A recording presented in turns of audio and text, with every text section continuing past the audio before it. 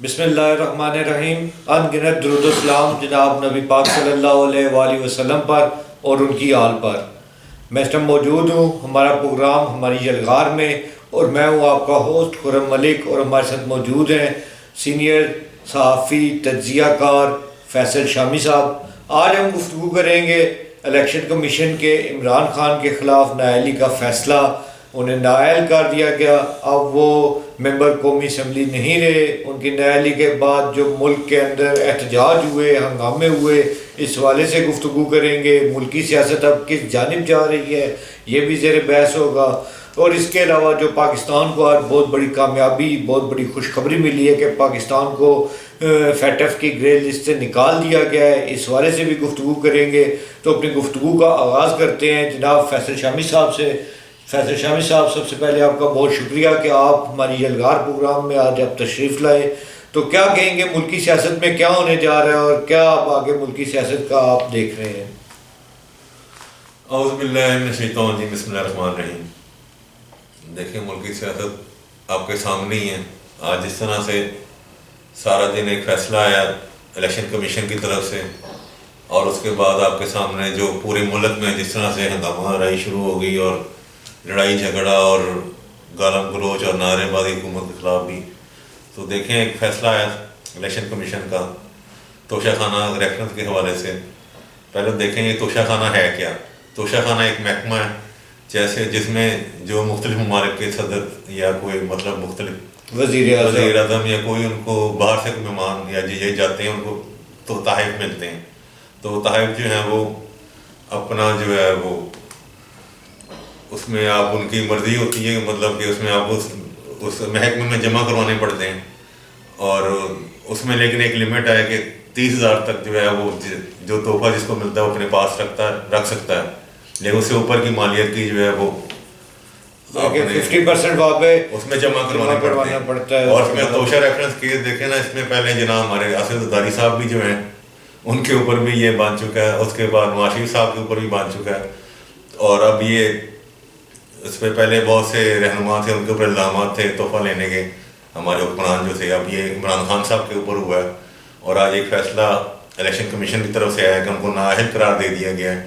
پہلے تو یہ کہا جا رہا تھا جی کہ وہ 5 سال کے نااہل ہیں، لیکن بعد میں ایک خبر یہ بھی سامنے آئی کہ وہ جب تک جو ہے وہ مطلب یہ اسمبلی کی مدت رہے گی تو وہ تب تک یہ نااہلی ہے. اس کے بعد ان کی نااہلی جو ہے وہ اگلے الیکشن کے لیے وہ دستیاب ہوں گے، ان کی ختم ہو جائے گی. اور دیکھیں آپ نے بات کی احتجاج کی، تو میں بھی مطلب پنڈی میں اپنا بحری ٹاؤن سے میں بھی دفتر آ رہا تھا اپنے ادھر مری روڈ پہ. تو جب آیا تو دیکھا جی رستے میں اسلام آباد سے جو سڑک آنے والی جو جی ٹی روڈ کی طرف نکلی لاہور پہ، وہاں پہ جو فیض آباد کے قریب انہوں نے جی بہت سے لوگ جمع تھے، انہوں نے باقاعدہ آگ لگائی تھی، اور پوری ٹریفک جو ہے وہ بلاک تھی، اور فیض آباد آنے کی طرف جانے والے سے بلاک تھا. میں مطلب بڑی مشکل سے کر کے دفتر پہنچا ہوں. لیکن دیکھیں احتجاج ہوا ہے، آگ بھی لگائی گئی. اور ایک آج اہلکار تھے پشاور سے جو آئے تھے، ان کے کسی انہوں نے اسلام آباد پولیس کے اوپر گولی چلائی یا ہوا میں چلائی. اور اس کے بعد ان کا تھا جی کہ ہم عمران خان کے لیے ہم جان بھی دینے پہ تیار ہیں ہم. تو احتجاج ہوا ہے، ٹھیک ہے، احتجاج کرنا سب کا حق ہے، اور ہر دور میں احتجاج ہوتا ہے. محترمہ بے نظیر بھٹو صاحبہ کے دور میں بھی ہوا ہے، میاں نواز شریف صاحب کے دور میں بھی ہوا ہے. تو اس وجہ سے شامی صاحب وہ جو لانگ مارچ کا ایک احتجاج کہہ رہے ہیں کہ لانگ مارچ کریں گے، لانگ مارچ میں احتجاج کیا جائے گا، تو اس وجہ سے کیا کہنا ہے کہ یہ ملک انتشار کی جانب نہیں جا رہا آگے؟ کیونکہ حکومتی تیاریاں جو ہیں، ہمارے وزیر داخلہ رانا ثناء اللہ نے بھی جو ہے وہ ایک زبردست قسم کی حکمت عملی تیار کی اس لانگ مارچ کو، اس احتجاج کو روکنے کی. تو اس وجہ سے کیا کہیں گے آپ؟ دیکھیں انتشار تو پھیلتا ہے جب احتجاج، دیکھیں احتجاج سب کا حق ہے، احتجاج ہو پر امن ہو، مطلب جس میں کوئی کسی کو نقصان نہ ہو. کیونکہ دیکھیں ہمارا مذہب، ہم مسلمان ہیں اللہ کے حکم سے، اور ہمارا مذہب اسلام جو ہے وہ بھی یہی کہتا ہے کہ آپ کو حق ہے، آپ کسی کے خلاف کوئی بھی کر سکتے ہیں، لیکن وہ ایسا کام نہ کریں گے جس سے کسی کو تکلیف ہو، کسی کی دل آزاری ہو، کوئی مشکل کا سامنا، جس عمل سے وہ عمل نہ کریں جس سے کسی کو پریشانی. لیکن ابھی جو عمران خان صاحب جو ابھی تازہ ترین بیان دیے، انہوں نے کہا ہے اپنے تمام کارکنان کو انہوں نے یہ واضح پیغام دیا ہے کہ جو جہاں جہاں احتجاج کر رہے ہیں پورے ملک سے ان احتجاجوں کو ختم کیا جائے اور لانگ مارچ پہ فوکس کیا جائے کہ آگے لانگ مارچ جو ہے ایک زبردست قسم کا بڑا لانگ مارچ جو ہے اسلام آباد کی جانب رخ کیا جائے گا اور اسلام آباد کے اندر اس لانگ مارچ میں احتجاج کیا جائے گا. اور اس وجہ سے کیا کہنا ہے آپ کا, کیا شامی صاحب ملکی سیاست کس جانب جا رہی ہے؟ ہاں جی دیکھیں نا, احتجاج انہوں نے عمران خان صاحب نے یہ کہا جی احتجاج جو اب لانگ مارچ کی انہوں نے کہ میں جلد ہی پورے ملک کے نوجوانوں کو یا ان کے اپنے کارکنوں کو ایک کال دیں گے, لیکن اس میں انہوں نے بھی تاریخ کوئی حتمی تاریخ ابھی تک حتمی تاریخ کا اعلان نہیں کیا. اور دیکھیں احتجاج انہوں نے یہ بھی کہا ہے کہ یہ احتجاج جو ہے یہ شروع ہو گیا اور یہ اس وقت تک چلتا رہے گا جب تک ہم مطلب ہمیں حکمرانوں سے مطلب نجات نہیں ملے گی یا چوروں کے خلاف. انہوں نے اسٹریٹ وے کہا ہے جو حکمران ہیں وہ اس کا چور قابض ہوئے ہیں. لیکن دیکھیں احتجاج والی بات آپ کی بالکل ٹھیک ہے اور رانا صاحب نے بھی کہا, سب نے بھی کہا احتجاج کریں ضرور کریں لیکن کسی کو مسئلہ نہ ہو, تکلیف نہ ہو. چلیں یہ تو ہو گیا. اب خوشخبری میں بات کرتے ہیں کہ پاکستان کو گرے لسٹ سے نکال دیا گیا.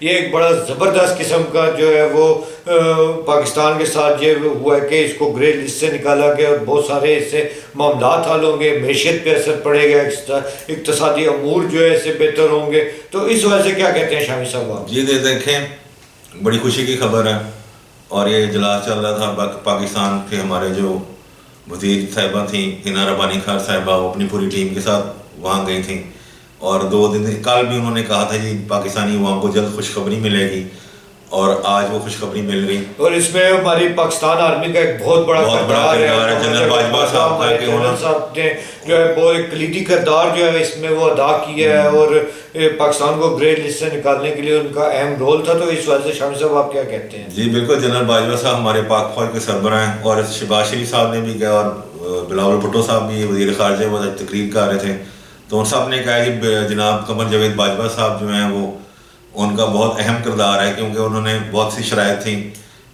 غیر ملکی ان کے حوالے سے اور کہ مطلب اور ان کا مطلب پاکستانی جو ہے ایک تو یہ تھا کہ منی لانڈرنگ کو روکیں اور اس میں اور مسائل تھے تو ان کو یہ ہوا ہے کہ اس میں پاکستان کو انہوں نے کہا جی آپ نے بہت اچھے قدم کیے ہیں ہماری شرائط تو پاکستانی جو پورا اتریں. لیکن انہوں نے یہ بھی کہا ہے کہ چیک رکھیں گے. اور دوسرا جنرل باجوہ صاحب کا بھی بات آپ نے کی تو باجوہ صاحب نے بھی آج واضح کر دیا ہے جی کہ وہ ریٹائر ہو رہے ہیں اور اپنی ایکسٹینشن نہیں لیں گے اور انہوں نے یہ بھی واضح کر دیا ہے کہ فوج جو ہے کسی قسم کے سیاسی معاملات میں مداخلت نہیں کرے گی. فوج کسی قسم کے سیاسی معاملات میں مداخلت نہیں کرے گی. پاکستان کو گرے لسٹ سے نکال دیا گیا ہے. ایک بڑی خوشخبری ہے. اس میں ہمارے آرمی چیف کے جنرل قمر جاوید باجوہ نے کلیدی کردار ادا کیا اس گرے لسٹ سے نکالنے کے لیے.